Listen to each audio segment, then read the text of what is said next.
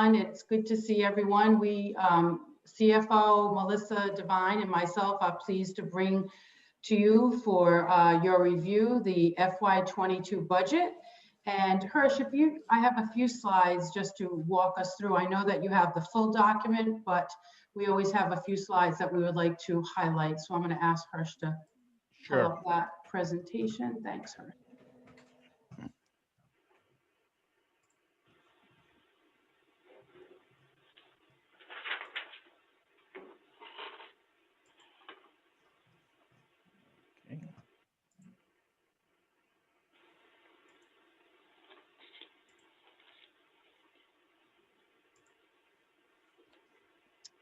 Right.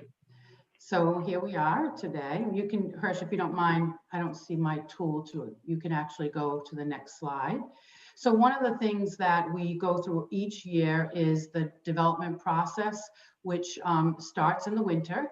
And what we do is we evaluate and prioritize district needs for optimal programming. And then we send out a message to our departments and all our school administrators and ask them to look at their projected enrollments and their program course and any of the things that are pertinent to their section of the budget. And then here we are tonight at the first review of the school committee. And then once it's approved at a second meeting, it would go to the mayor for consideration.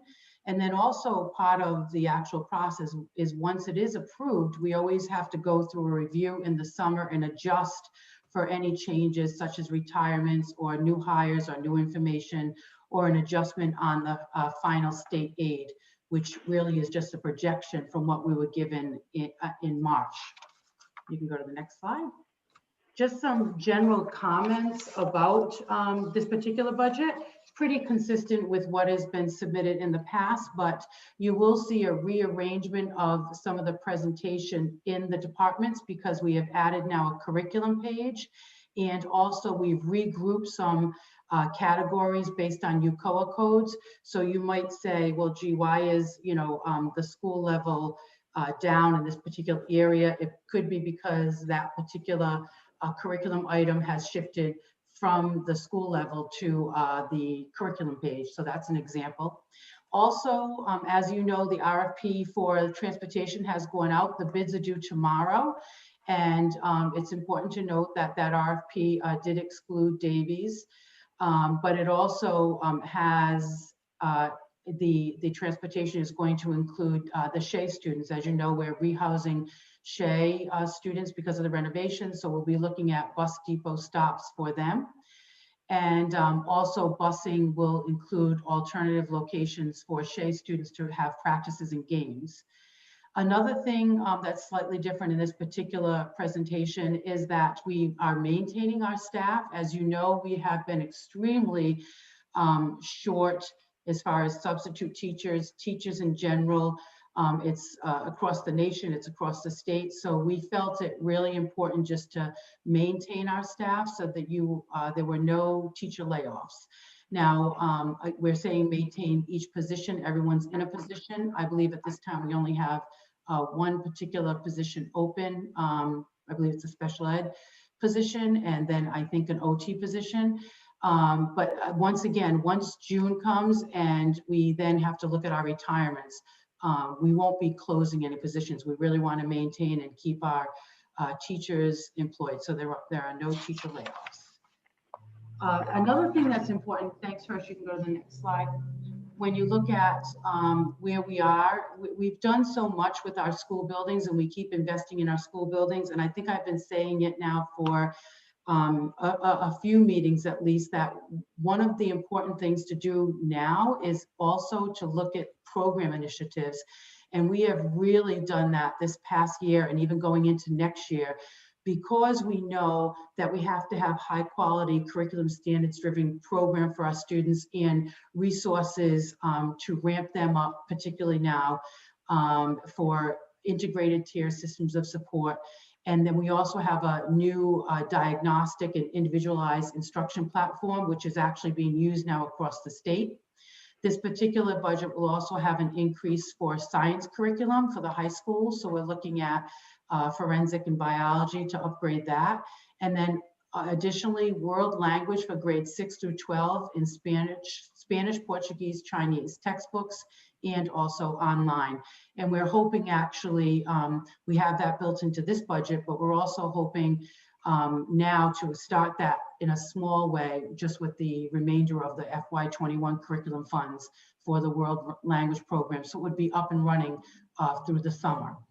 Ingenuity is a new high quality credit recovery system that actually also has AP courses, CTE courses, and remediation courses. So that is new for this upcoming year. And we're examining now to go into next year, looking at our fine arts curriculum and resources. We really want to make sure that we have some consistency across the district. So we are looking at that as well. So those are the program initiatives that are really critical for this budget. And Hirsch, you can go to the next slide. And Melissa, would you like to talk about the actual dollars? Sure, but you were really doing a good job there. So thank you, Dr. McWilliams. So before you in this page, you have the FY22 revenue for our general fund. The projected state aid funding is 95.3 million or 72.7% of the total budget. This is the funding is the governor's recommendation. This was aid recommended as of March 11, 2021. The city appropriation to be requested is 33.3 million or 25.4% of the total budget. This includes an additional request of $500,000 from the city, should you approve this at the next meeting. Miscellaneous revenue is projected to be about 2.5 million or 1.9% of the total. The majority of this revenue is derived from the Medicaid reimbursements in special ed services and our Jacqueline M. Walsh tuitions from other districts. I got a double word there, tuitions, I'm sorry. Hirsch, can you go to the next slide, please? Some of the projected budget cost impacts for the operations. We listed a few, there are a few others, but we pointed out some of the larger ones. So our charter and out of district CTE program is about an increase of about 127,000.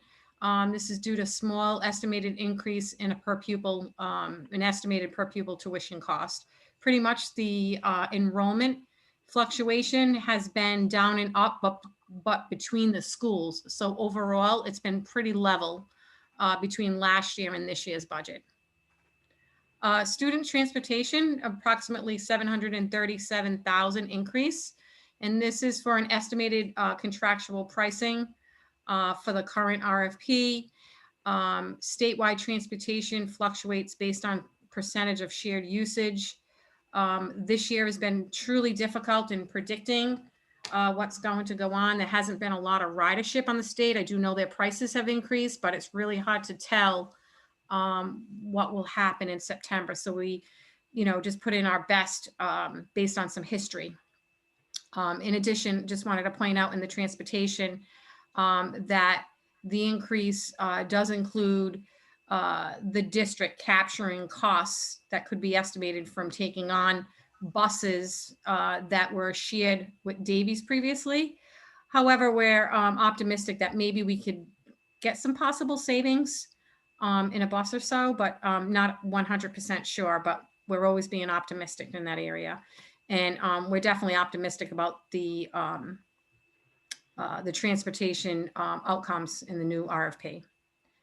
Special education support service, approximately 247,000 increase, and supports additional necessary nursing services. Curriculum, about 165,000 increase is to support STEM supplies, music, and foreign language. Technology, we have about a 283,000 increase. It's supporting, the majority is supporting the replacement of hardware devices due for upgrades.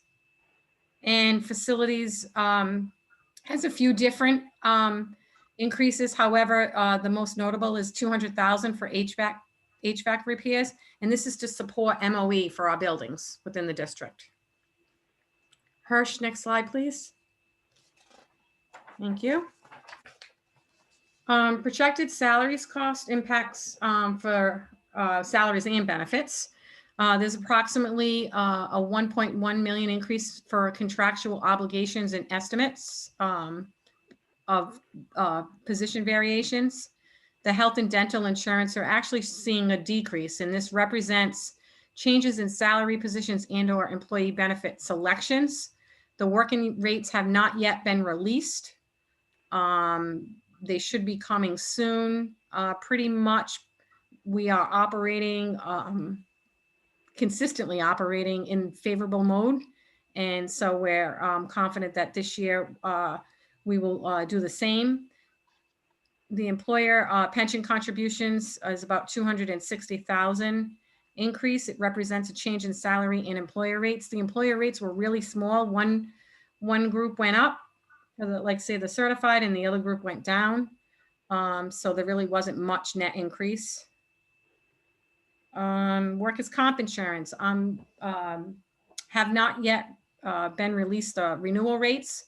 We usually get them after budget is approved because I provide them with the projected salaries once the school committee approves it. And so I put in an estimated, I believe I put in at about 9%, 99,526. And then unemployment, we're taking a reduction, savings anticipated due to same staffing levels. We had bumped it up last year due to some of what we thought were going to be some layoffs, and due to COVID and things that were going on that we weren't really sure about, but we're confident now that we're going to be able to experience some savings in that area. Thank you, Hirsch. Thank you, Hirsch. Right. Superintendent and Melissa, are you open for questions now, or? Yes, absolutely. Hirsch, All you can just close that and we'll Okay. see the whole screen so we can see each other. There we go. All right, we are in discussion on this item. You need to make a motion? Actually, I'll entertain a motion. First passage approval of the FY '22 budget. So Motion moved. to approve. Second. Motion to approve the first passage of the FY '22 budget by Mr. Marino, seconded by Ms. Grant. Discussion. Ms. Grant. I just have a couple of questions. How do we determine what world languages that we're going to place into the classes, So, into the district? so currently what we have running is Portuguese, Spanish, and Chinese at the high school level. And so that's what we want to feed into. I think your question is probably like thinking towards the future. Are there other languages that we're going to entertain? Is that what you're asking, or? Well, I was just curious how or where, just basically how those three were picked, or Yes. So, Or- going back probably, I would say probably a good 15 years, Portuguese, Spanish has always been at the high schools, even from when I was at the high schools, but Portuguese was added, and I see Lee Rabbit on the call. She might be able to know the exact year, but it was added several years back. And then Chinese was added. It started first at Potter as a pilot program about a little over 10 years ago. So it was just basically looking at, what we had for availability, and also looking at the community. So we know that Spanish and Portuguese are really critical languages in our community. And, so I'm sure that that's, a considering factor. okay. And the other question I have is, in regards to the fine arts, for elementary schools, and I think there was something mentioned in there about fine tuning, like music or something. I find that when we tour a lot of these schools, a lot of our arts, whether it be Oh, we lost you.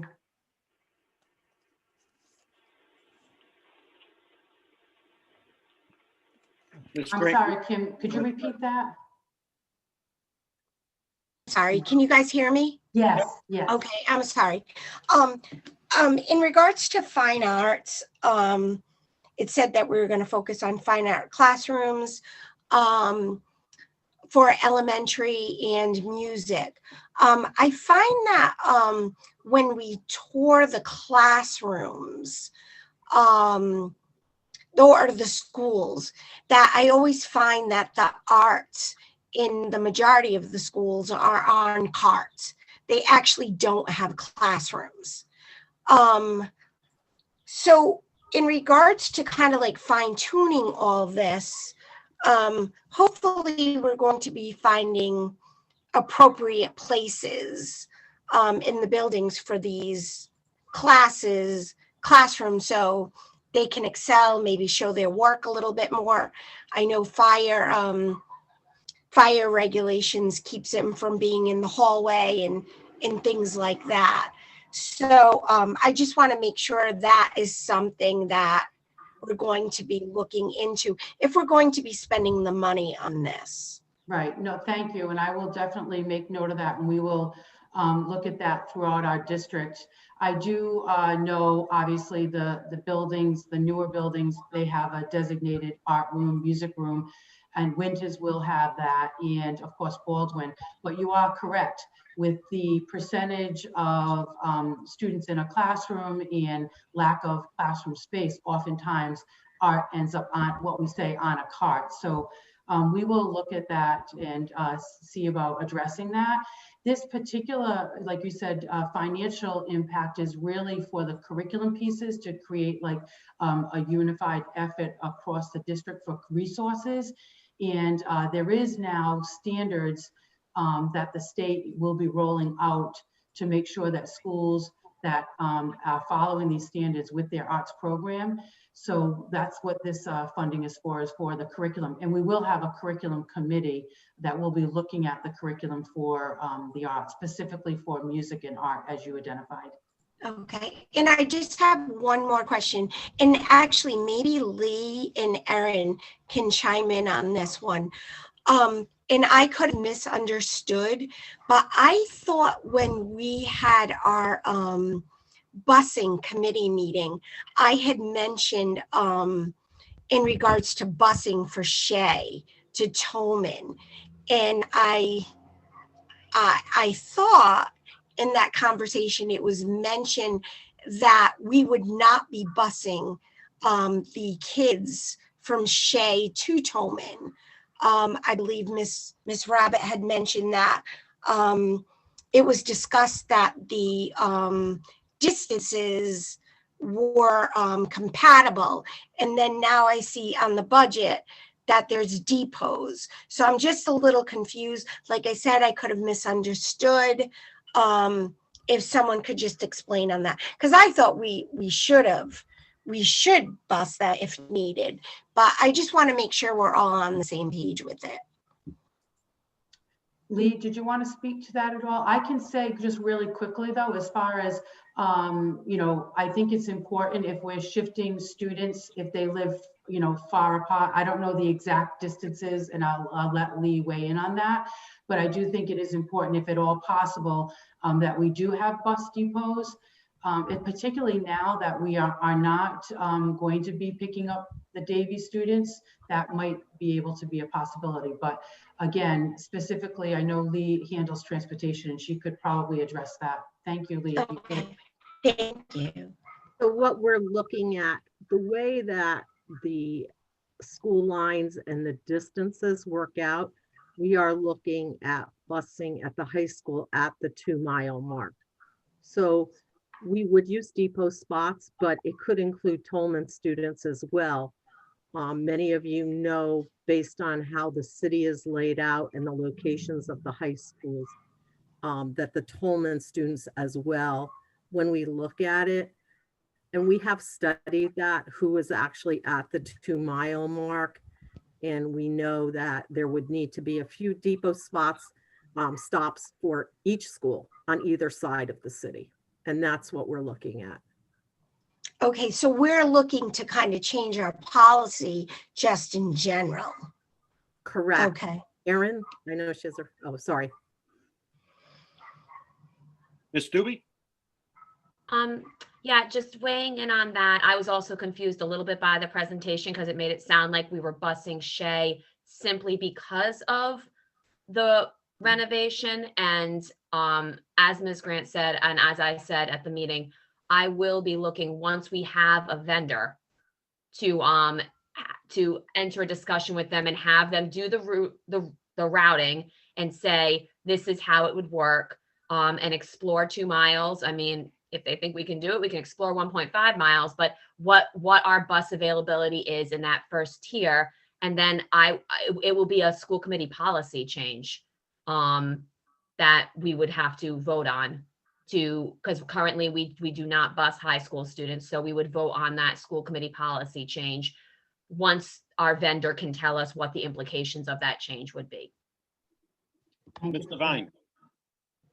I just wanted to just put in my 2 cents, just and this could be my fault on Cheryl's end, because the RFP does coincide with our current policy with the 2 miles. That's why, so we were thinking that since Shea would move, there's definitely the need, not that we wouldn't be looking at that 2 mile radius, but the RFP right now states it. And so as when you do your review, once the bids come in tomorrow, we actually, you may have want that to change the policy. I just wanted to say that that's why we said just the Shea, because right now the policy is no high school busing. So I just wanted to add that. All right. Any other, Ms. Grant, are you good? Mr. Marino? Yes, I'm good. Thank you. And then Ms. Bonolo. So thank you. I just had one question I wanted some clarification to. So the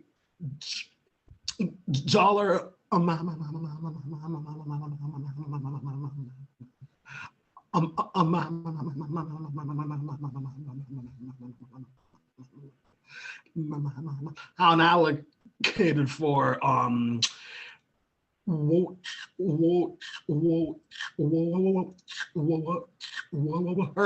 workers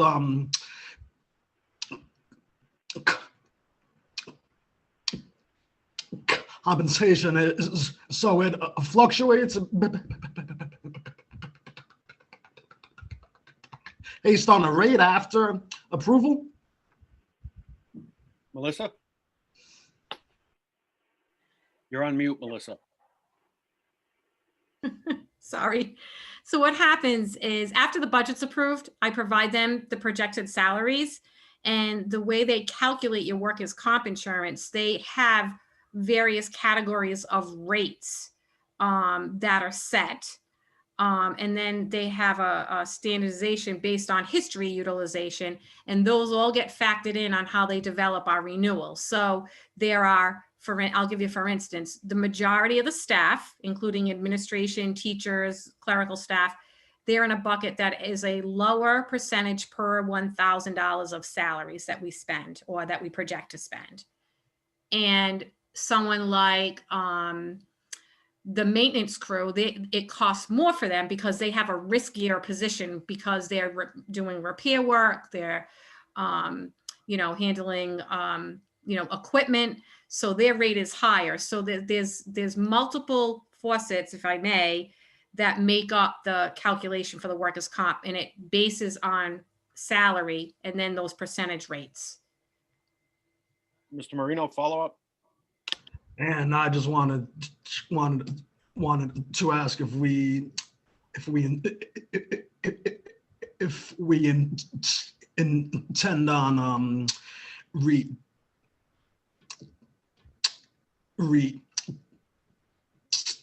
the services of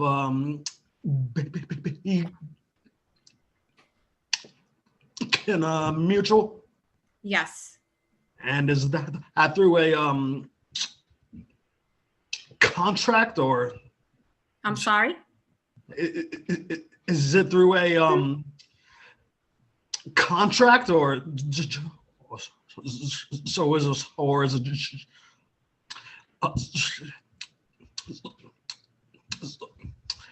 so are we just used to them? So basically that since I've been in both this district and my previous district, it has been, Beacon has been the major carrier, widely used throughout the state. I mean, legal can weigh in.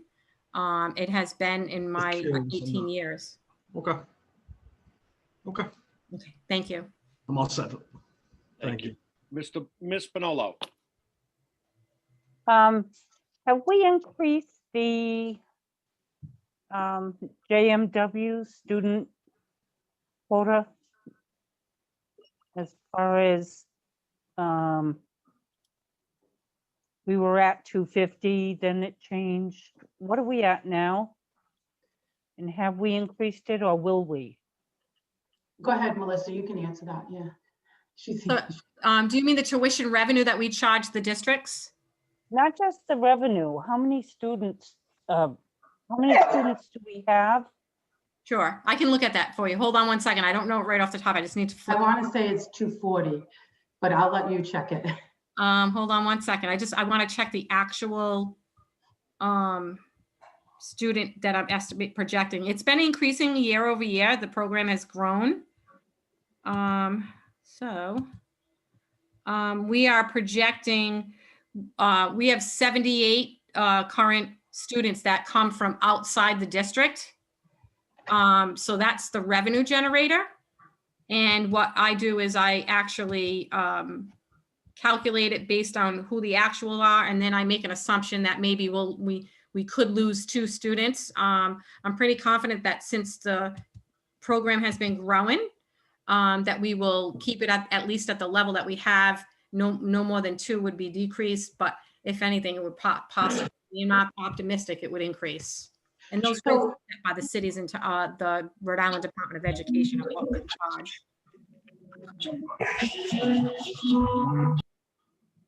Dr. McWilliams, do we anticipate increasing? So each year, the enrollment for the new grade coming in is, it has been increasing. I want to say this past year, I think they took in 48 new students. And I think they graduated 42. So it is, but it's not a huge increase. We have to also remember that where they're housed. So we have to keep that in mind too as well. Particularly many years ago, when I was a principal at Potter, we said we were looking at the bubble. And right now, this year and next year, there's a bubble at the middle school. So we have a high number of percentage of students that are housed at both Goff, Slater, and Jenks. And I think once that's alleviated, and we also are looking at that particular program, it might be able to increase more. But right now, we have to also be conscientious of the spacing. Okay, so overall with elementary, middle, and high, do you have a projected increase or decrease in students? I think consistently we stay about the same. We run about 8,800 students. What happens is the population is transient, so you might lose some in the spring and then you gain some in October. They come and go, but it has consistently been about the same. We did have a decrease this past year, and I really believe that was due to COVID. I want to say we were down close to 100 kindergartners, and I do believe that that was due to COVID. So I think the real telltale sign is going into this year. But overall, the district maintains that level of around 86 to 8,800. Okay, thank you. Anything else? Mr. Lobby. Thank you, Mr. Chairman. I noticed overall that the elementary schools are about to receive about over $300,000 less. And it looks like most of that comes from educational supplies. Is that like COVID related? No, Melissa, go ahead. So there's two things. One is the major decrease in the elementary lines for the supplies was we had put in a considerable amount of money last year to replace the math books. We had a huge saving, but we put it under supplies for paper because we did a lot of copying of materials. We will not be doing all that copying next year based on the curriculum that they're rolling out. So there was some considerable decrease there for paper. And we did have to use a more expensive paper for the machine because it was feeding thousands and thousands of copies. So we had to get a little higher quality paper. And then we had some additional supplies that we felt like the curriculum department was able to handle in their area. So we had some savings there by we moved the supplies over there, but there was no need to purchase some of the additional little things that they would be purchasing on their own since the curriculum department is doing the oversight. Does that make sense? Yeah, thank you. And the other question I have is this overall, I'm not sure if I've seen anything reflected in the budget, but with Shay being housed at Tolman, is there any decrease in amount of sports or after school programs or anything of the sort for those students? No, what we did was for athletics, there was a little increase. So because there would be some additional busing that the athletic directors had put in their budget to accommodate for space that we would have to travel to. We didn't cut any sports. I don't think there's any plans to join any sports. You mean to like combine the sports together? I didn't hear of any. Go ahead, I'm sorry. Oh, no, just in general, just wondering if any sports was cut or anything was No, lost within this no. transition. No, No. Okay, cool. All right, thank you. you're welcome. Ms. Spinello. So- Oh, I'm not muted, sorry. There are a few things, Melissa. I know you said you reallocated things to go with the UCOA. But there's testing services and one is decreased, it's on page 7 of your report.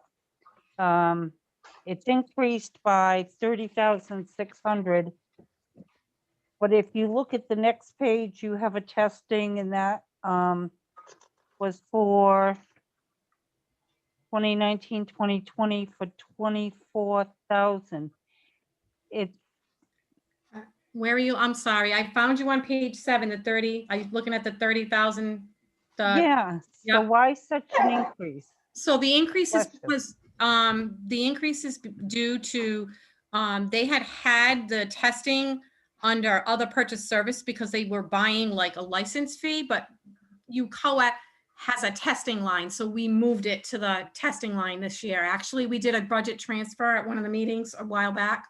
Mhm. Excuse me. So that's why that 30,000 is there. I'm sorry. Okay, so I know you moved a lot of things based on the UCOA and the transfers.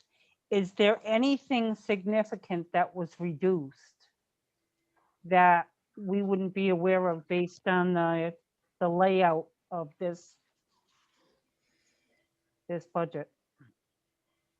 I think that we captured them in the presentation. If there are any in particular that you definitely want to ask questions about, I certainly more than willing to answer. I think, let me just look real quick.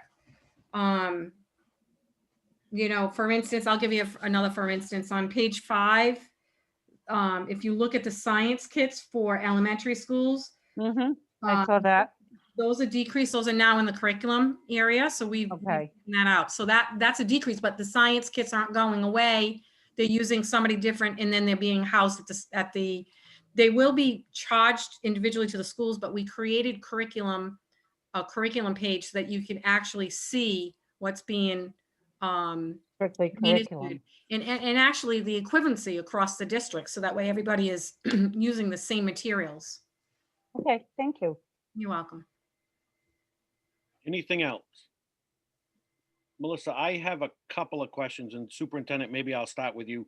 The curriculum, A lot of focus on that. And are we building on curriculum programs that we've already purchased, or are we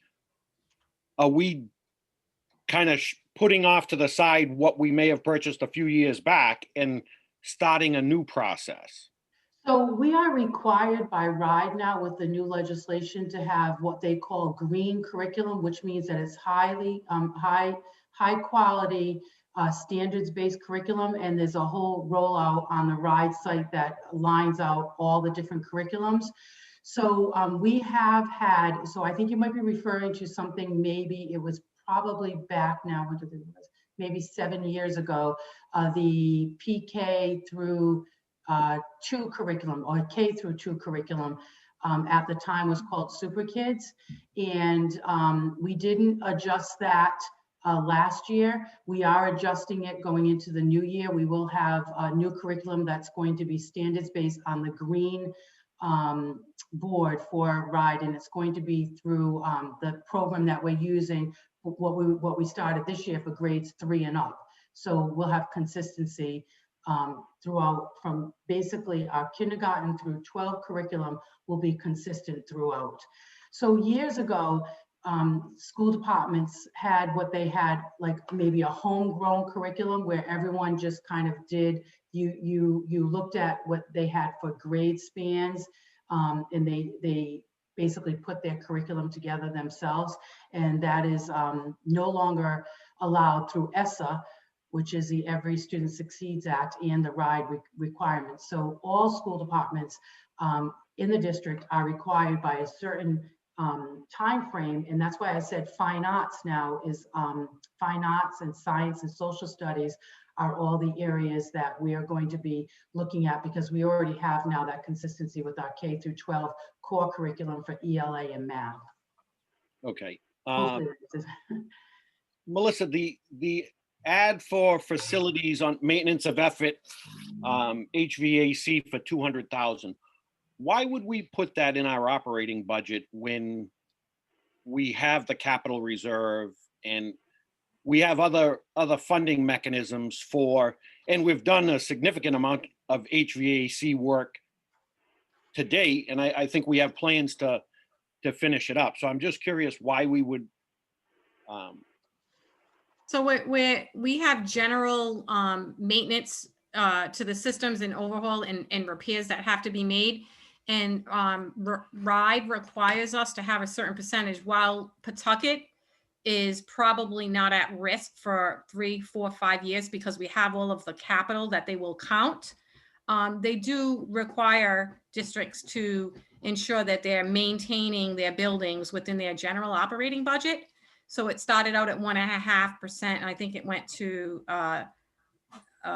maybe 1. Deidre, I don't know if you can help me with this, but it went 1.5 to 2.5 to 3. It was over a 3-year period where you have to include the maintenance within your local operating budget. So we're trying to ensure that we have funding in there to make upgrades or repairs to things that may go quicker that might not be in our overhaul master plan. Does that make sense? It does. I just want to, and I trust John and his judgment there. I just want 200,000 for HVAC maintenance of effort. I want to make sure we're not throwing good money after bad. And that, if it's for supplies and whatnot to keep what we have going. Go ahead, John. Yeah, I just wanted to say something. Since COVID, I used to do filters on the rooftop units twice a year. Now I'm going to be doing them 4 times a year. Plus I also have to use what's called a MERV 15. MERV 15 is more or less the thickness of the filter. These things are thick enough to trap, say, something like a COVID-19 when it's going through the system.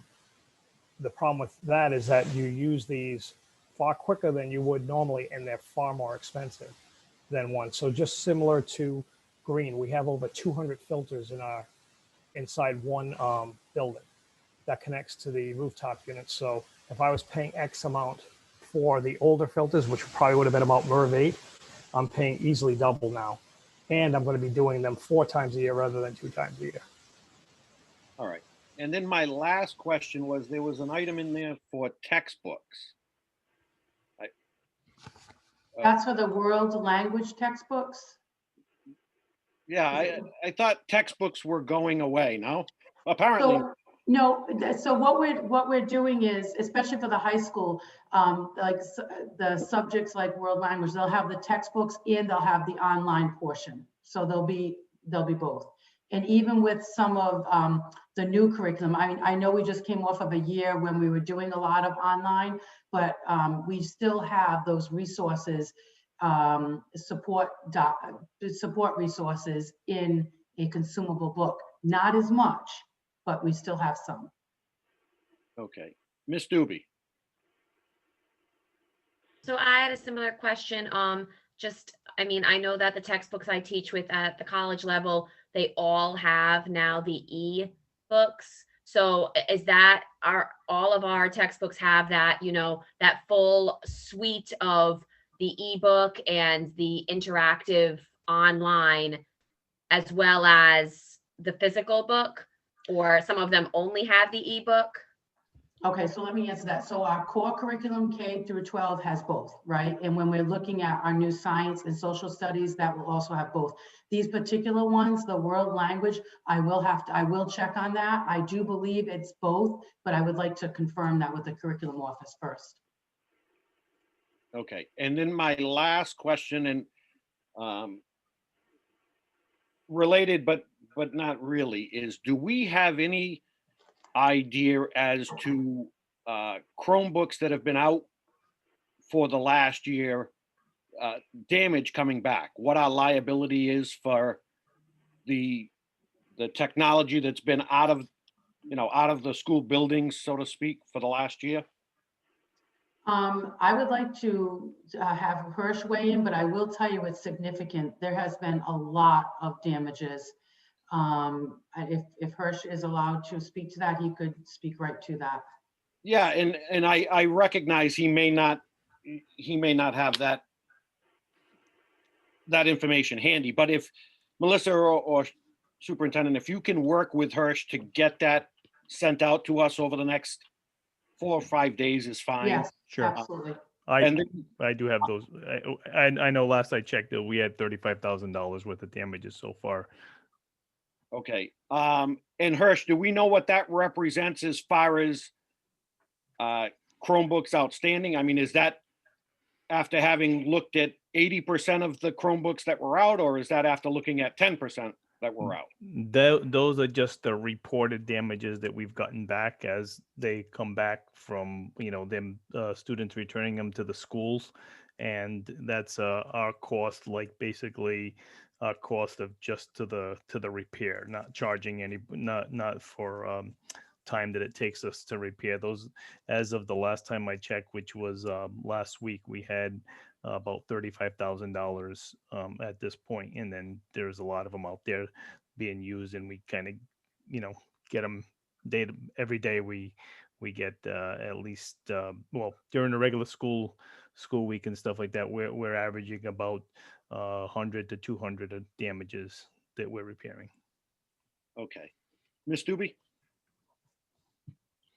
So I mean, I know that that's a big number, but it doesn't actually seem, for what we're doing, where everyone has a computer at home. I mean, if I put it in perspective of like school lunch debt, like it's like a third of what we were doing with school lunch debt. So, I mean, is that something that's factored into the budget and that we're saying like, well, that's the cost of what we're doing right now? I mean, or is it like, no, this is like unacceptable, we're going to try to like bring this number down? Like where as a district, how are we kind of looking at that number? Are we saying, like I said, that's basically what is the cost of this? So could I respond to that? So I think, and I'm sure Hirsch would like to weigh in too, but I think it's not so much about the cost of it, it's about the types of damages. So I think as a district, what we would like to be looking at going into this next year is a little bit stronger policy to address the types of damages. There's one thing to have normal broken computer for normal use, and there's another thing when a Chromebook comes back and you can tell it's been extremely abused. Hirsch, I don't know if you want to add. anything to Yeah, that. this year we've had, so as incomparable to, past years at this time, we've seen a big, huge increase in damages. Now, what we do is my department fixes everything from a key that's off the keyboard. We repair that, we take other keyboards, keys apart from other Chromebooks, and we do it where in monitors, displays, bezels, hinges, everything else like that. In other districts, those become total losses. We fix those Chromebooks and put them back into production. The man hours is what's been staggering this year. It's the man hours. To fix a screen, we may be looking at 15-20 minutes to fix that screen, and we have a bucket of about 200 or 300 of them that we go through to replace it. So that part isn't factored in there. But if I were to say, at this point of what I know, and once again, this is only what's come back, right? There hasn't been the, some of the loss as far as, what we might not get back and things like that. But at this time, we are at least, I would say, 10 times the amount of damages in comparison. So, but I can put all of that. I'd be more than happy to put all that together, because I think, like I said, knowledge is power there, and I'd like to share that with everybody. Yeah, if you could do that, I would appreciate it. And Absolutely. I think I think what Ms. Doobie brings up a valid point that, with 5 minutes of discussion, we wiped out $120,000 lunch debt 2 years ago. So the $35,000 number, while certainly significant for the amount of Chromebooks that have been out of the district for the better part of a year, I think is reasonable. Even if that number should double, I would still think it's reasonable. And I would just also ask Hirsch, and there's no rush on it, but if we find, the average Chromebooks, what do we charge for a Chromebook? $100 from the vendor? No, the Chromebooks themselves was About- $250. All right. So if we're spending an exorbitant amount of man hours repairing them, from a cost analysis basis, I wonder if, one, is it better that we look to outsource repairs, or two, are we not better off taking the loss and moving on? Yeah. So just some things to think about, but that's my 2 cents on the budget. Anything else while we're, Ms. Spinolo? Just a quick question on the Chromebooks. I thought we had a damage policy on that, We but then we- they went out. We do have a policy, and what we do is we do send out invoices, for all of the damages. So what happens is when we get something back, and then, so it happens at the school, like we deliver them the Chromebooks, they, sign it out to the students.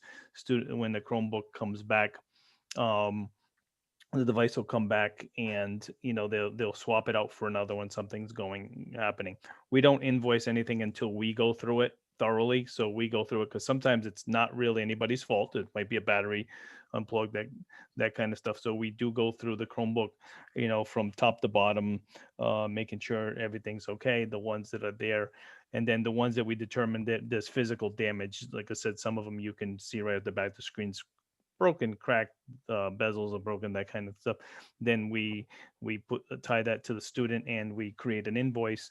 We send the invoices out. Typically, in most years without COVID, we would send it out to the building principal. But what we do now is we've been mailing out the invoices. We do share all the information with the building principal, exactly what was wrong, a copy of the invoice, that, and then we ask them to submit payment to the building principal or directly to the Tucket School Department, and then but To date, have we you don't- received any money? we have, and I could share that as well. One of- Okay, One of those checks you received was from me. It was. It's still bouncing. No, I'm just kidding. Yeah, there you go. No, it was. Okay. You are right. Anything else on the budget? All right, there's a motion on the floor to approve first passage of the FY '22 budget as presented. It's been seconded. No further discussion. Roll call on the first passage approval. Ms. Spinello, Yes, Ms. Doobie, Yes. Ms. Grant, Yes. Mr. Knight, yes, Mr. Larby, Yes. Mr. Marino, Yes. Mr. Charbonneau. Yes. Thank you, Superintendent and Melissa. Nice job. All right, Shea High School Architectural Schematic Design Review and vote for submission to RIDE. Hirsch, can you let our partners in if they're not already? Colliers, Brewster Thornton. I will. I did get a list from Megan of who would be presenting at the Shea one, so I can let them in right now.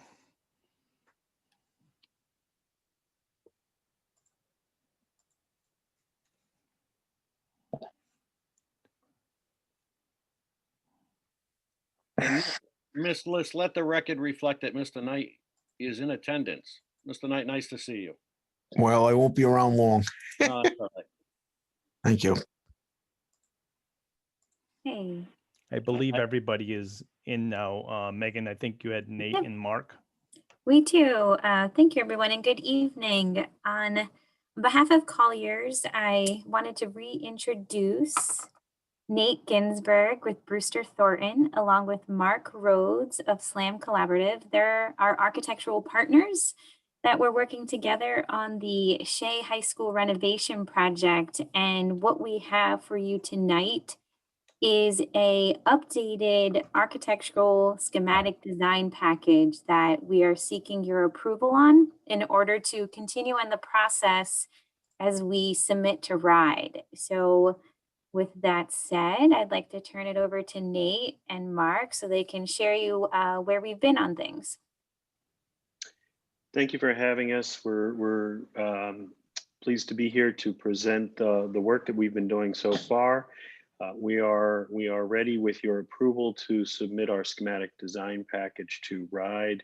We've made some updates since the last time we were here, and we're gonna go over those today. Just to sort of describe where we are. We have a presentation, so thank you to the board for having us, Mr. Chairman, Superintendent McWilliams. We're going to go through our presentation today. Schematic design is the phase where we really identify the scheme, the direction that we're going to take. We take a look at multiple possibilities, multiple avenues.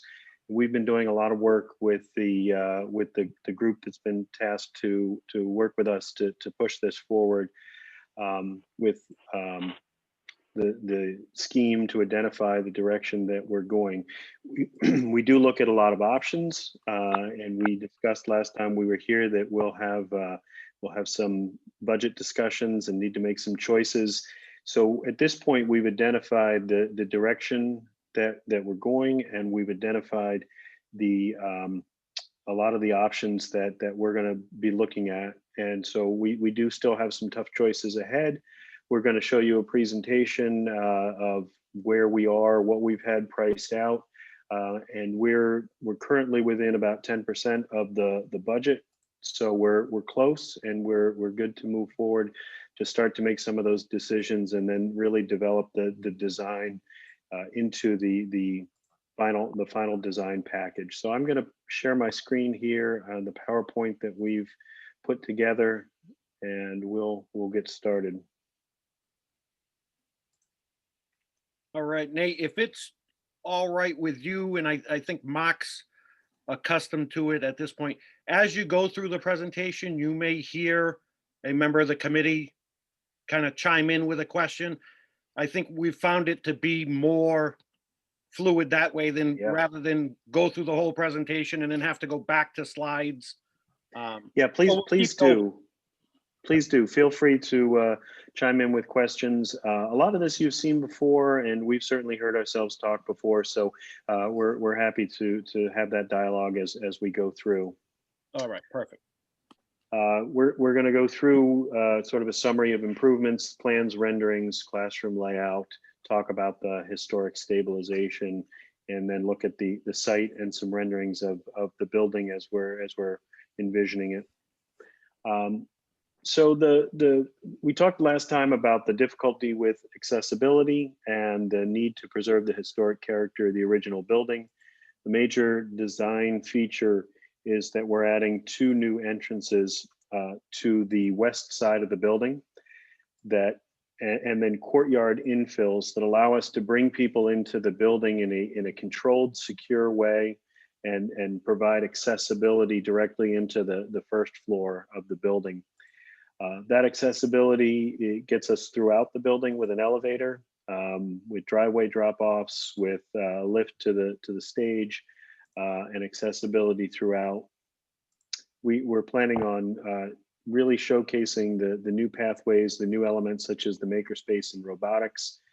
And then we're going to provide really an update to every building system, all the mechanical systems, plumbing systems, electrical, HVAC.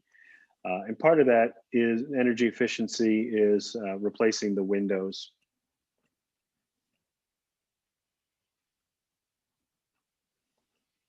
So I'll pick up from this point. I apologize. I'm in my car, so I'm trying not to get in trouble right now as I'm doing this presentation. But the pathways that we've gone through before, we've been working with Dr. McWilliams and Dr. Ash, the principal, and making sure that the curriculum space, the spaces to support this curriculum are in place as a priority.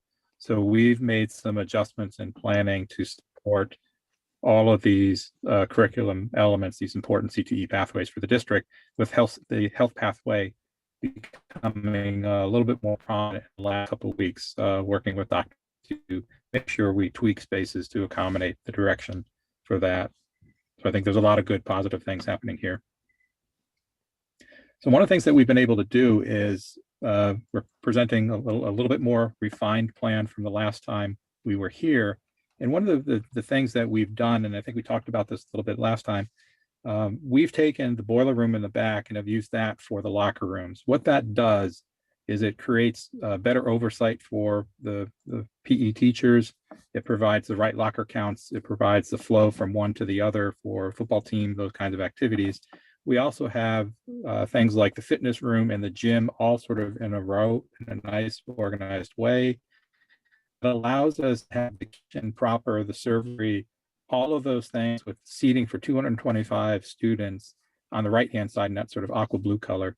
And the difference now is when you're doing the servery, none of that equipment is outside. It's in that space to the right-hand side in those 4 walls. So you don't have to have equipment outside of that. During after hours, that cafeteria space becomes very useful then.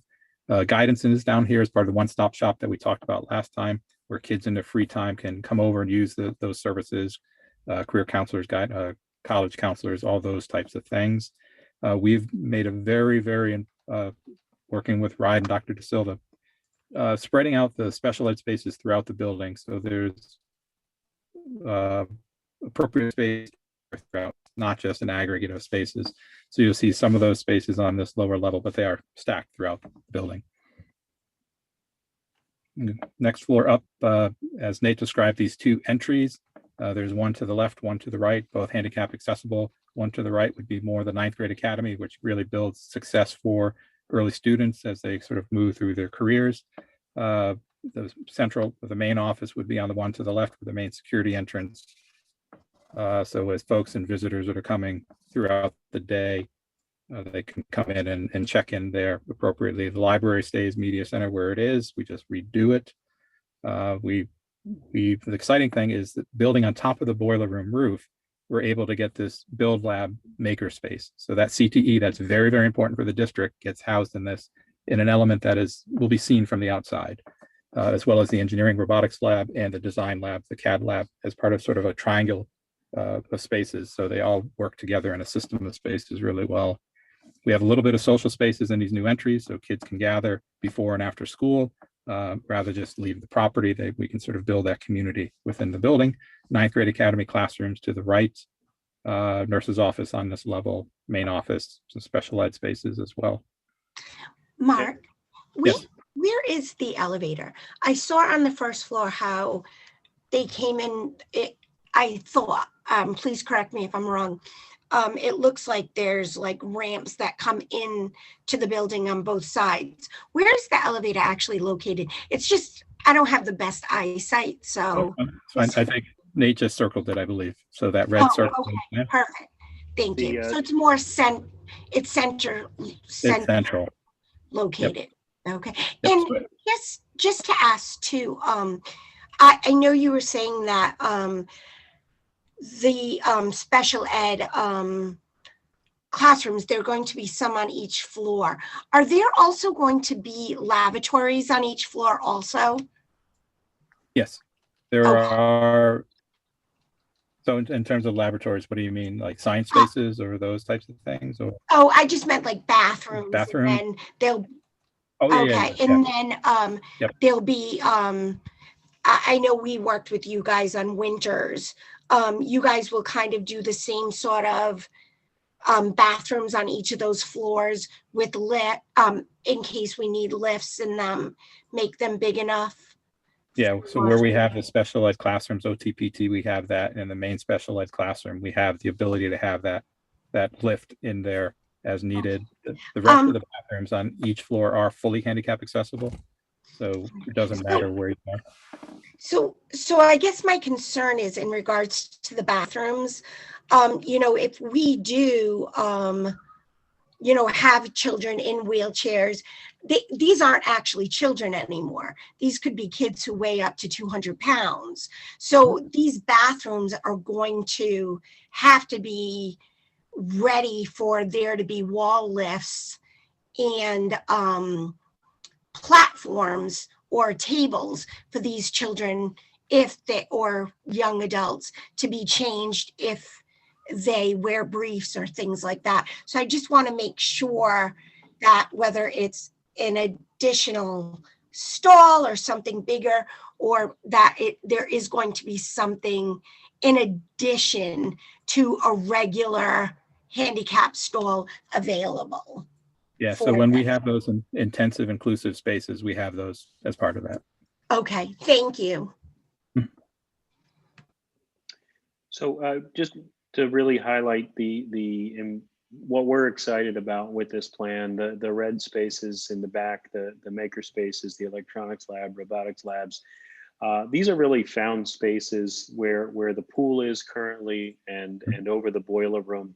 It's really going to change the feel of this school, the dynamic of this school, that'll provide really a considerable amount of space that isn't currently within the footprint of the school.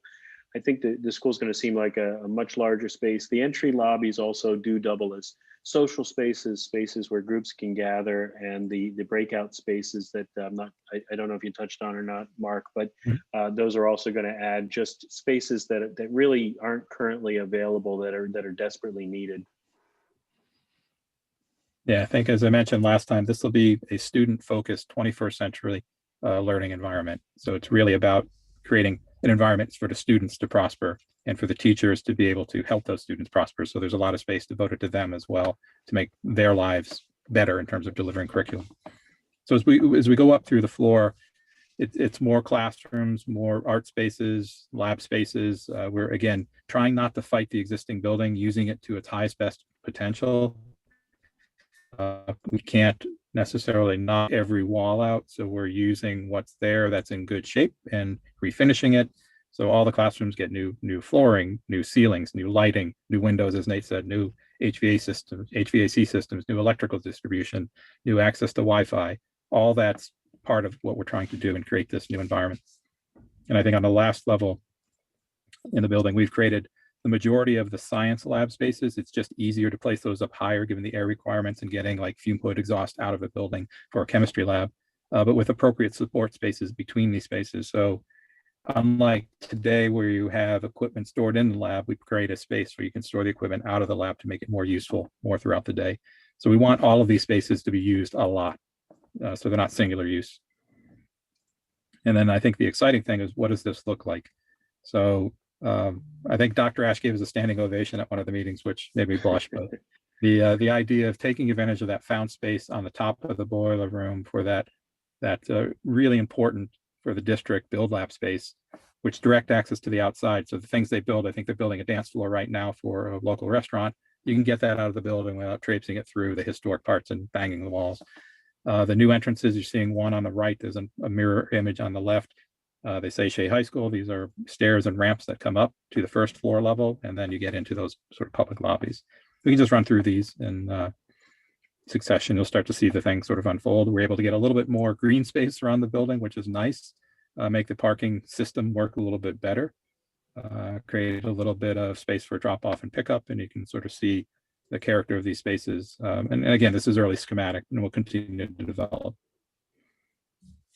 And then what's nice is we go inside, this is what one of those courtyards that's dirt right now that you fill in a floor, it creates, so the main office is to the left here. This is the secure vestibule as you come in, the corridor where the two or three people are coming down, that goes into the engineering lab. You have views into the gymnasium off to the right, which will be really cool. So this becomes a really cool social hub. And there's one on the other side, very similar. And if you look back the other way, which will be the next image, you can sort of see the sort of wayfinding. There's an opportunity to recess a monitor so it's protected, but it gives you what's going on in the theater today, the auditorium, or what's going on in the gym, or here's a meeting for band or choral, or there's a meeting for the robotics club. All those things can be sort of advertised there. And the next slide will show you. Provide a nice view down into the gym, I think, as Mark just said. Yep. But I think it also just helps really kind of tie the building together with the administrative space on one side, and then being kind of engaged with the other spaces as you walk in, with the robotics lab, with the gym, with the administrative, and then the TV with the events going on in front. So it's a really active space. Yeah. And next image is the build lab. So what is a boiler, top of the boiler room with stacks coming out of it now? If you put a roof and use the existing floor, which we hope we can do, you get this space, which has the ability to have daylight into it, view in and out, get materials in and out, and become a really vibrant space for that whole build engineering component. And with all the classroom layouts, the district has been really awesome to work with and really looking to push furniture standardization amongst the schools, but look to use 21st century furniture to solve the problem of some of the classroom sizes, to really help. It ends up helping the budget because we're not moving as many walls around, but it does create this creative environment that you can move furniture based on teaching pedagogy and really work extremely well. And one of the things we discovered as we went through was that the school really needs classrooms of different sizes to accommodate the existing programs. So you don't want one size fits all.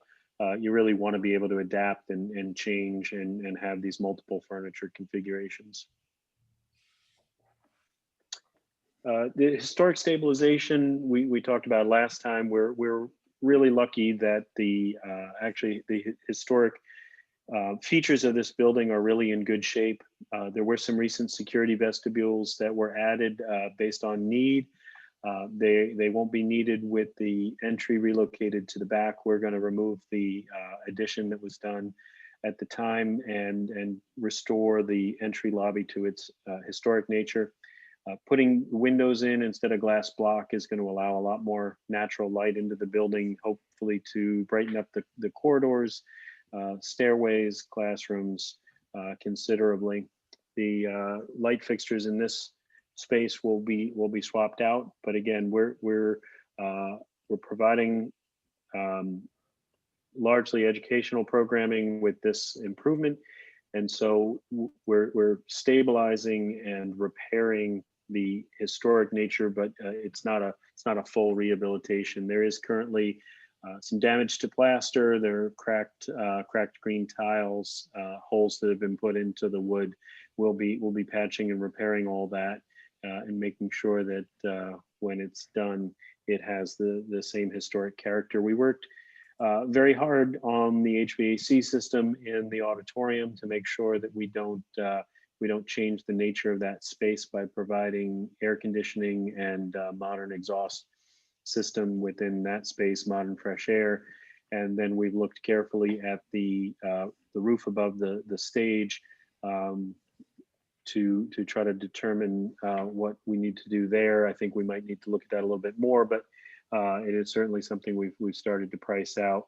Wheelchair accessibility, fixing the seats, and then providing a lift up onto the stage, again, for wheelchairs are all part of these improvements. We're looking at audio, video. We're looking at new lighting, replacing all the drapes and draperies that have worn out, testing the rigging system to make sure that it's going to be safe and last another 20 years.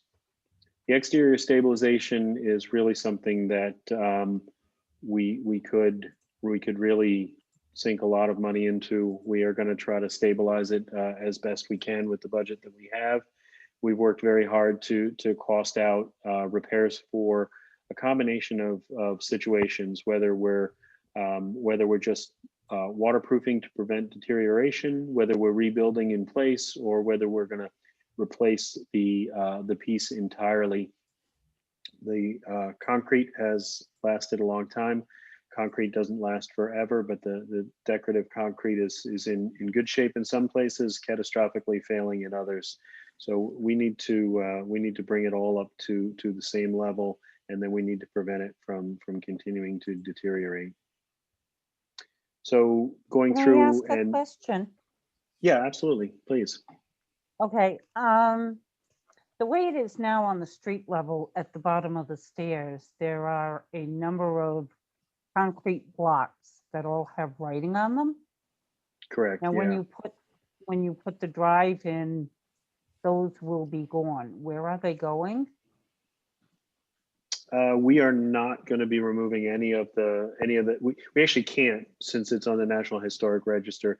We can't remove any of those pieces. The drive, and we'll get to a site plan in a minute, stays exactly where it is. So where it's currently roadway and asphalt, it'll continue to be roadway and asphalt. The new entrances are on the opposite side. We're looking at the east side now, and the new entrance is on the west. So you'll be driving around to the back of the building and then entering from that side. The pieces with writing on them are largely going to stay as they are. Okay. Okay, thank you. Sure. So I yes, do have a question, Nate. Yeah, absolutely. We've done a fairly significant amount of concrete work there over the last few years, particularly in the back. Absolutely, yes. And that is going to be preserved, or with the new entrances that yeah, those stairs will be preserved. You can actually see the whoop. Yeah, we've been able to keep the additions away from those stairs because we wanted to make sure those are in great shape. You guys did a great job with putting resources into that, so we didn't want to touch those at all. Yeah, we're showing the stairs that were rebuilt in the back. The new entrance is directly adjacent to those, but yeah, I think as Mark just said, we have stayed to one side of those stairs. The window replacement, we were lucky to find the exact windows at the City Hall done by the same architect around the same time. We've contacted the company that replaced those windows recently, and we're proceeding with the same windows that they use there, which are really a great match for what you can see in an old yearbook photograph on the side, the right side. So those are going to provide energy efficiency, a lot more natural lighting. What we're looking at is, instead of a large double hung that could be open with a large opening and allow things to go out those openings, we're looking at providing awning windows instead that will allow you to crack the windows open, provide fresh air movement, and ventilate, but allow the school to limit how far those are open so that large objects can't be pushed out of large openings. We're looking at the roof. We're looking at replacing the roof and costing out what that would cost. The roof over the auditorium, over the stage area, is failing. It's It's considerably older than the roof over the main part of the building, which is has had some deterioration and certainly needs some repair work. But the auditorium stage roof is extremely old and has failed. We'll be replacing roof drains with scuppers to allow water to exit over the sides of the building instead of through the building or into the building, which will help prevent water damage in the future, like we're seeing in the auditorium right now. And tying all of this in together with new cornice stones that replace these severely deteriorated cornice stones. For the site, I don't show the historic steps going up that have the writing at the bottom, but we do show the asphalt drive that goes around to the back of the building to the west side, and then the new plaza at the entry, which will be the main entry with a sidewalk around to the 9th grade academy. So we'll be reorganizing the parking into a much better layout, we believe, pulling the trash and the recycling into one consolidated area, allowing space for drop off for the kitchen, and replacing the sidewalks at the front of the school. Exterior lighting is something that we're looking at very closely, and would like to put in as much lighting as possible just to keep a safe site. So we've got some exterior renderings. This is the proposed rendering for the new building, where you can see some of the new lighting. We've added handrails, which don't exist right now, to get up and into the building, and then the restoration of the concrete, the replacement of the glass block with new windows. Here's a picture of the school today. The trees are extremely overgrown and shade the building, prevent it from drying out, really cause a lot of water damage. The roots of the trees are disrupting the sidewalks and causing a lot of problems with the sidewalks and potentially with the foundation of the building. We are going to be removing those trees and replacing it with appropriately sized vegetation. So this would be a view from the same side, showing the new windows, the new lighting. We don't have the vegetation, the new plantings drawn in, but without the large trees, it'll allow the sun to really get onto the building and help keep it visible and secure. This is the front entry as it stands right now. The window units will go away, glass block will go away, a lot of the exterior louvers, and the doors will be replaced. And this is the new look of the front entrance. So I think we've covered everything from front to back, and happy to go back and review any questions that you have. Again, we have a long way to go. This is the schematic design submission, the general scheme to have the entrances in the back, and then relocate pieces where we go.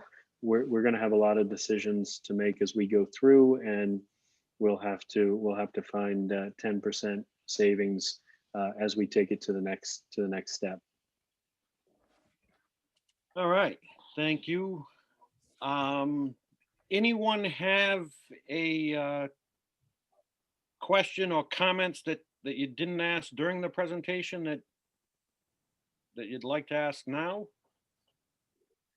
Let me just scan the Nate, under the windows under and above the windows, the green blocks, they're in the existing building and on the renderings. What are those? Those are green brick that are they have a decorative face. Some of the decorative faces have popped off and need to be either replaced or rebuilt. It's all masonry though. Is that historical in any? Absolutely, yeah. That's part of the original design. The green and yellow complementary colors, part of the original design of the building. There are cast iron louvers that are also part of the original design, which very interesting for 1939. That probably very high tech unit ventilators that they put in at the time. All right. Anyone have anything else for Nate and or Mark? Going once. Hirsch, can we go back to full screen just so I can see the committee members?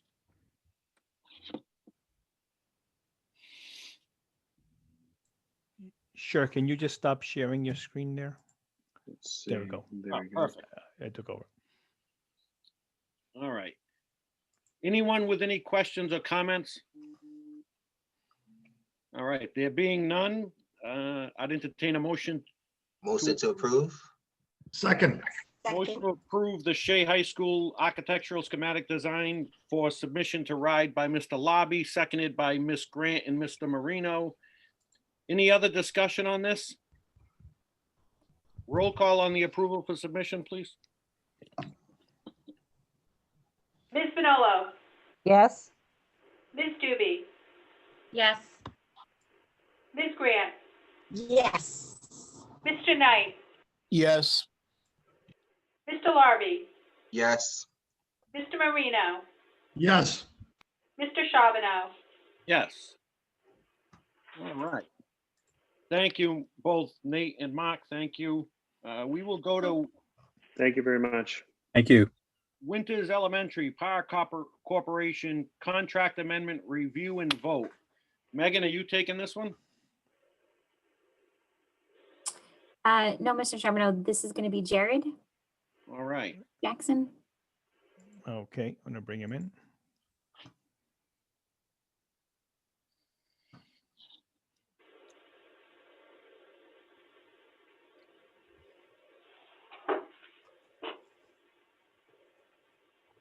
Good evening, committee members. Thank Hey, you for Jared. having me. Hirsch, if it's possible to also bring Michael Flynn in as well. He's with PAR. He'll be helping me with some technical assistance if there are any questions needed. Sure. Okay, he's coming in now.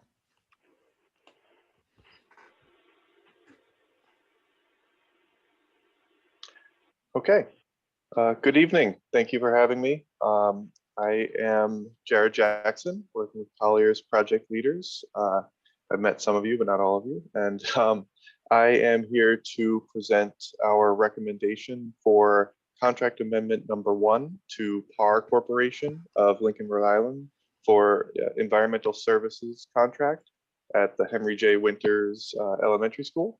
This is a contract amendment in the amount of $118,150 in amendment to their existing contract of $54,850 to bring us to a total of $173,000. This proposal provides environmental services and environmental consulting services for phase 3 environmental site assessment work needed at the Henry Winter School, as well as some value engineering work related to helping to reduce the overall site remediation costs for the impacted soils change order that we had about a month ago.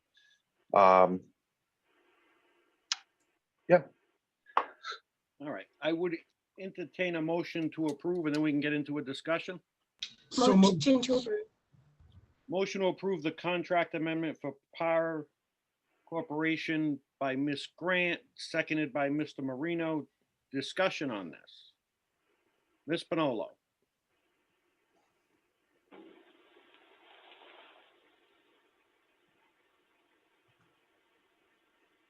hello. I was very surprised when I received this information. You received, PAR spoke with the DEM on the March 5th, and again on March 9th of regarding these changes and the toxic and the hazardous waste. It was sent to the superintendent your detail was sent to the superintendent on April 8th. But when we took a vote at our March 17th meeting and we approved $1 million for the removal of soil, nobody mentioned that we had hazardous waste. Nobody mentioned that we were going to have additional removal of soils and through special facilities because it was hazardous. I'd like to know why. It's just like every time you keep saying, but wait, there's more. And, you know, if you knew ahead of time, isn't there a way you can let us know? So I suppose the best way to start answering that question, I believe that the $1 million change order that was approved to Gilbane's contract on the 17th of March was to dispose of properly of all of the impacted soils on site that were found. The additional work related to PAR's contract, PAR being the environmental consultant that we have hired to do the testing and to do the investigation and all of the DEM notifications. So we had an original contract with PAR for phase 1 and phase 2, which is the testing required to see what the soils contain. And this contract, or this contract amendment, is since we found all of the materials in the impacted soils that need to be disposed of properly, this contract amendment with PAR is going into the next phase of, we have found soils that need remediation and we are doing all of the proper documentation through DEM and proper paperwork with PAR, as well as construction administration services and closeout services for this work. So the question that you have asking why we weren't told, I don't know if I can speak to that necessarily, because the change order that we did approve is for Gilbane to have an allowance to dispose of those those soils appropriately. Am I answering that correctly? Is there something that I missed, or? So in addition, well, it just seems that, you know, the first meeting that I went to, you know, it didn't seem like it was much of anything. Then it became $1 million. Now it's another coordination of soil disposal is another almost 12,000. Does that include the actual removal of additional soils? So the physical removal of soils is by Gilbane and is in the $1,048,000 change order that we approved on March 17th. PAR Corporation will not dispose of the soils. They are helping us to test the soils, and they have prepared plans necessary for DEM. There is some additional testing that is being done as part of this. And I would like to say that one aspect of this fee is helping to create multiple options to help mitigate the costs. So when we presented the change order on March 17th, we presented it as a need to keep the project moving, and we presented it as a allowance so that we can, as sort of a worst case scenario, covering everything we can to get rid of all of the contaminated soils. And since then, the team has been working pretty tirelessly to come up with, I think we've had maybe 10 options, and we whittled away at some of them. And we do have 3 strong options to help chip away at that $1 million allowance. So there is approximately $200,000 in savings that I can confidently say we will be able to chip away from that $1 million change order that we approved a month ago. So this change order to PARS contract is one necessary because we found there were some soils on site that needed to be dealt with, and they need to do the paperwork end, and they need to help with the construction administration side. And then also it's partially to spend a little bit of money for PAR to help us mitigate some large savings to the change order that we presented a month ago. Jared, could I jump in for a second? Do you mind? Yes. Ms. Manolo, the first contract we had with PAR was for a phase 1, a phase 2 in testing.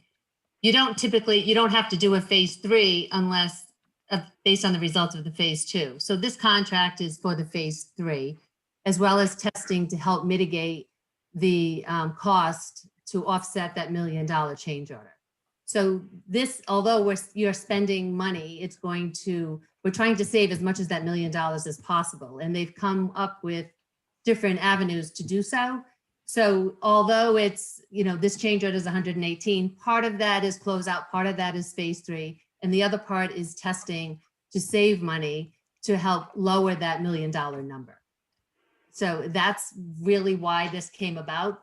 I don't disagree when with the meeting that we were both at, that it seemed at that time that everything was not so bad, but as they've done testing over the time, because it's an urban site, this is just the requirements of the state. So there are savings that we have since that change order. The PAR together with Gilbane and the contractor have come up with different ways to save money. So that's the goal here, is to actually save money, even though we have to spend a little to get there. Okay, so I just have a couple other questions. Why is it going to a Massachusetts site? The soil, the contaminated soil. So Massachusetts has different regulations, and each landfill kind of has their own specific regulations. The main reason that we're sending this to a Massachusetts site is because it's going to be a significant cost savings to sending it to a closer one. The $1 million change order that we approved was using a more local landfill, and one of the options to help mitigate costs was to expand our search to see if we can save money going to a different site. And going to this site in Bridgewater is going to have, like I said earlier, that along with some other options, hopefully at least a $200,000 savings off of the $1 million change order. So we're driving it a little bit further to save some money. Okay, I can go with that. The design of a sub-slab depressurization system. Now they're designing it. Is there an additional cost for building? There is going to be an additional cost to build it. This was a requirement by RIDEM that they asked us to do this. This system will help mitigate any vapors in the soil from coming up through the slab. We are expecting a change for this, yes. Any ballpark? Not yet. We have asked the contractor for numbers, and we are still awaiting those. Okay. Unfortunately, that was one that we were kind of forced to do via RIDEM after the fact. So that's the, but wait, but there's more. Well, Ms. Panola, I think, I don't have apparently the extensive construction background you do, but I would think that this is going to be an ongoing occurrence in a project of this size in this community. I mean, we can certainly go through every scenario, but I'd caution against, we ultimately have a building to build and a budget to do it under. And Colliers and Gilbane are responsible for delivering it to us, both on time and on budget. So I get your point and your comments, but I think we should prepare that this may be, we may see more of these come than not.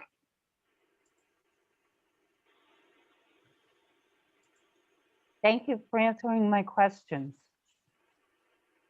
Of course. I'm glad I could help. Anything else on the amendment to the PAR contract?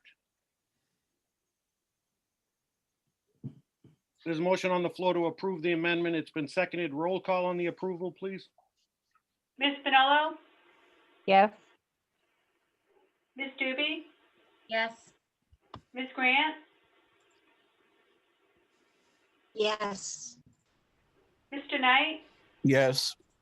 Mr. Larby, Yes. Mr. Marino, Yes. Mr. Charbonneau. Yes. All right. Board and vote Shea High School construction manager at risk. Contract to Dimeo Construction Company. Holly, are you taking this one? Yes, and Derek is here as well. So Hirsch, if you want to let Derek in, that'd be He's great. in. Yeah. Okay. Based on the results of the recent review and rankings of the qualification for the construction manager at risk for the Shea High School, it is the recommendation of Colliers project leaders that the Pawtucket School Department select the top ranking firm, Dimeo Construction Company. Motion to approve. second, Second. Motion to approve the Shea High School construction manager at risk services to Dimeo Construction Company by Ms. Grant, seconded by Mr. Lobby and Mr. Marino. Discussion on this. Do we have any representatives from Dimeo on? You should. So I'm expecting Anthony DiMatteo and Brad Dimeo in the office or in the room. Okay. Let me bring them in.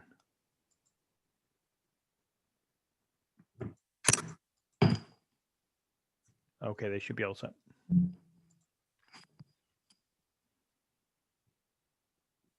Think they're, oh.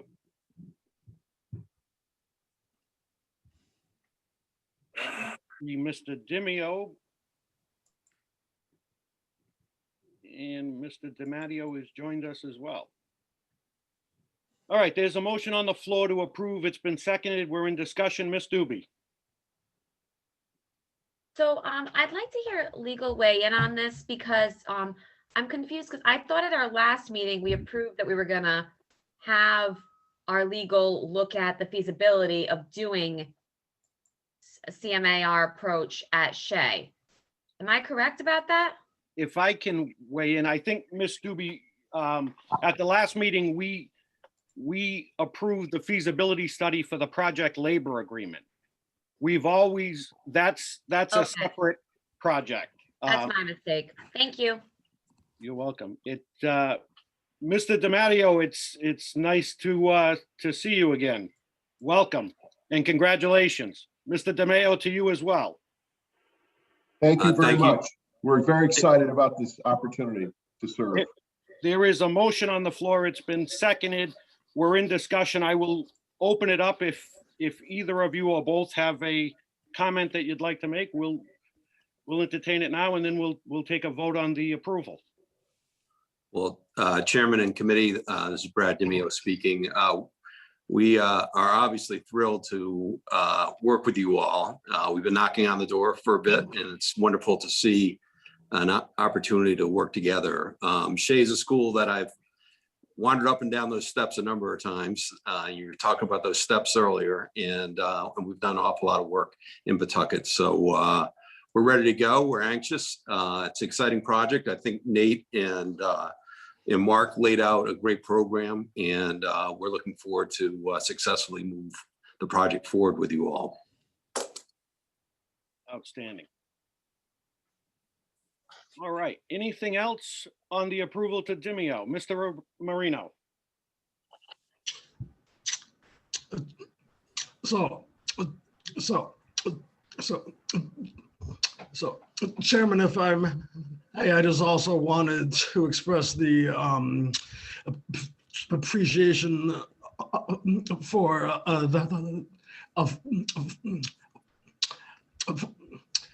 for everyone who's served on the review team.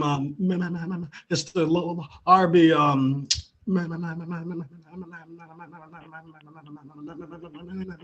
Mr. Cody, Dr.